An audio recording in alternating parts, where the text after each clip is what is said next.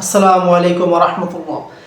নাহমাদুহু ওয়া নুসাল্লি আলা রাসূলিহিল কারীম, আম্মা বাদ। সম্মানিত সুধী, দ্রুত কল্যাণ বা খায়ের বরকত ভালো এবং হঠাৎ কোনো আকস্মিক বিপদ বা মুসিবত যেন না আসে, এই জন্য দোয়া প্রার্থনা।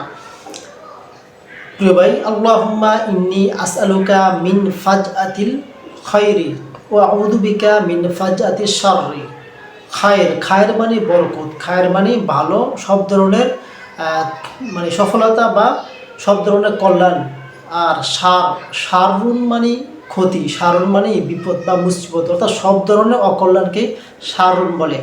যাই হোক, আমি আল্লাহর নিকটে দ্রুত কল্যাণ কামনা করছি, ভালো আর হঠাৎ আকস্মিক কোনো বিপদ বা মুসিবত যেন আমাদের কাছে না আসে, সেজন্য আমি আল্লাহর নিকটে প্রার্থনা করছি। প্রিয় ভাই, জামে তিরমিজির মধ্যে হজরত আবু হুরায়রা থেকে বর্ণিত, রাসূল সাল্লাল্লাহু আলাইহি ওয়াসাল্লাম যখনই সকাল কিংবা বিকালে উপনীত হতেন তখন তিনি এই দোয়াটা পড়তেন, আল্লাহুম্মা ইন্নী আসআলুকা মিন ফাজাতিল খায়রি ওয়া আউযু বিকা মিন ফাজাতিশ শাররি। এই দোয়াটা তিনি পড়তেন। প্রিয় ভাই, রাসূলের পড়া মানে কি? অর্থাৎ আল্লাহ তাআলা সমস্ত পয়গম্বরকে কল্যাণ বা ভালো সাথী তিনি প্রেরণ করেছেন, দিয়েছেন। তাদের কোনো বিপদাপত্র আল্লাহ তালাই সমাধান করে দেন, তাদের কল্যাণ দরকার হয় না, আল্লাহ তালা এমনিই দিয়ে দেন, যেহেতু আল্লাহ প্রেরিত রাসূল বা পয়গম্বর। রাসূলের পড়া মানে কি?